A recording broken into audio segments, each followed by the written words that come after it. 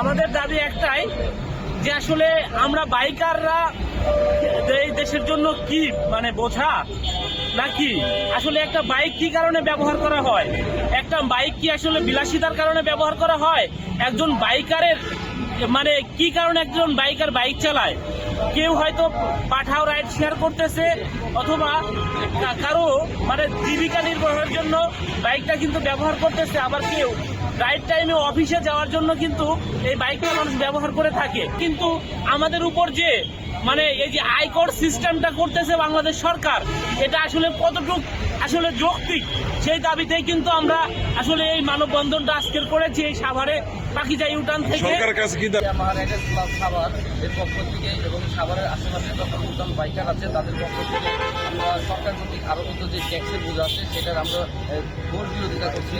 তো আপনারা জানেন যে সরকার 2000 থেকে 10,000 টাকা পর্যন্ত যে ট্যাক্সটা AIT অ্যাডভান্স ইনকাম ট্যাক্স নামে যে বোঝাটা সাধারণ বাইকারদের উপর চাপিয়ে দিচ্ছে, আমরা সেটা থেকে মুক্তি চাই। আসলে আমরা তো এই জন্ম থেকে মৃত্যু পর্যন্ত সকল প্রকার প্রোডাক্টের উপরেই আমরা ট্যাক্স দিচ্ছি।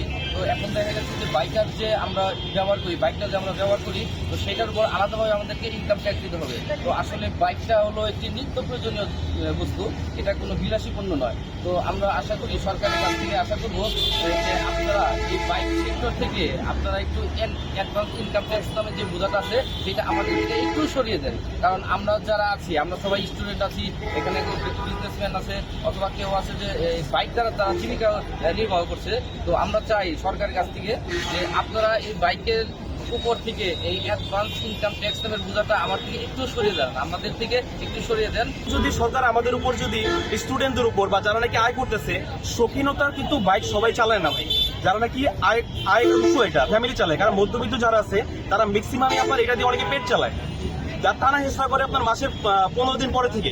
দাবি কি সরকারের কাছে? দাবি কি? সরকারের কাছে দাবি যে আমাদের এটাই যে আমাদের আয়করটা যত মানে সরকার যত না নেওয়া হয়, আমাদের প্রধানমন্ত্রী তারেকের কাছে আমাদের স্টুডেন্ট থেকে বা যারা নাকি বাইক দিয়ে আর কি পেশা জাতীয় দ্রব্যতে আর কি তারা নাকি লিপ্ত আছে, তাদের সবারই একটাই আবেদন, তারা যত এই আয়করটা তাদেরকে করে দেয় আর আমাদের যত সহজ করে দেয় জীবন নির্বাহ করার জন্য।